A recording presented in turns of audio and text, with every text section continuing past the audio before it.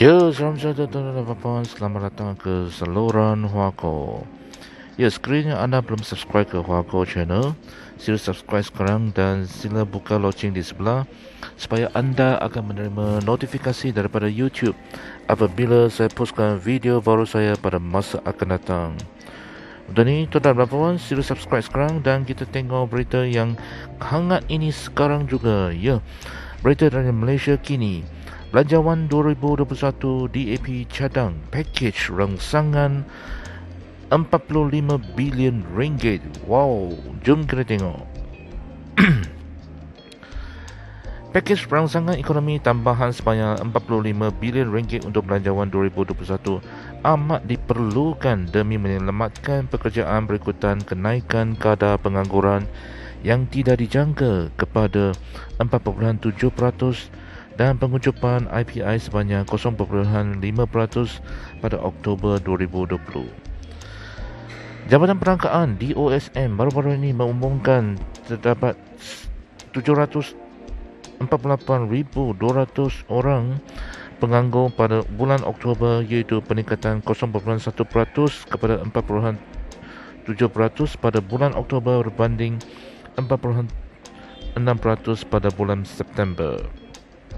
Pengucupan IPI tahun ke tahun pada Oktober 2020 sebanyak 0.5% adalah satu kejutan berikutan pertumbuhan 3 bulan berturut-turut pada bulan Julai, Ogos dan September. Ketika ini, negara menghadapi kesan ekonomi akibat pandemik COVID-19.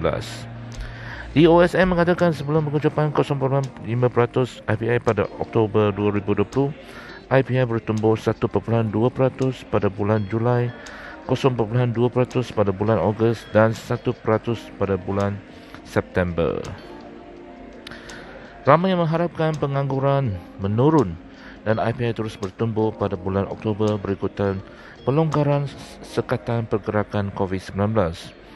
Sebanyak 748,200 orang menganggur ini sepadan seperti ramalan Menteri Sumber Manusia M. Sarawanan bahawa 1 juta rakyat Malaysia yang menganggur menjelang bulan September, termasuk sektor tidak formal, lepasan sekolah dan graduan baru universiti.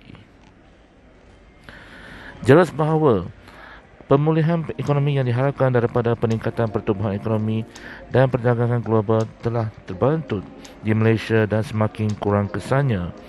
Bukan sahaja IPI mengucup, tetapi terdapat penurunan pendadak dalam pembentukan modal tetap kasar Malaysia sebanyak 11.6% pada suku ketiga tahun ini. Penurunan pendadak ini akan memberi kesan buruk kepada keyakinan ekonomi terhadap pertumbuhan masa depan dan merosakkan daya saing Malaysia kerana negara lain di Asia tidak mengalami fenomena yang sama. Oleh itu, tambahan sebanyak 45 bilion ringgit untuk belanjawan 2021 diperlukan demi mewujudkan sumber baru pertumbuhan ekonomi dan memperlahankan pemerhentian pekerjaan, kehilangan pekerjaan dan penutupan perniagaan. 45 bilion ringgit itu harus digunakan untuk menghadapi 5 trust utama. 5 trust utama pakej rangsangan ekonomi 45 bilion ringgit adalah berikut. Pertama, perlu ada pelaksanaan segera kenaikan bantuan bulanan kebajikan masyarakat daripada RM200 RM300 menjadi RM1,000, termasuk kepada golongan penganggur yang dijangka mencecah 1 juta rakyat Malaysia yang akan menelan belanja RM12 bilion setahun.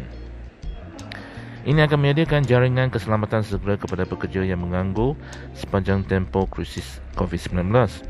Kedua, pelanjutan secara automatik moratorium pembayaran pinjaman bank tidak termasuk golongan 20% teratas selama 6 bulan selepas 30 September yang akan menelan belanja sebanyak RM6.4 bilion dan dapat membantu 8 juta individu dan syarikat Malaysia. Wow.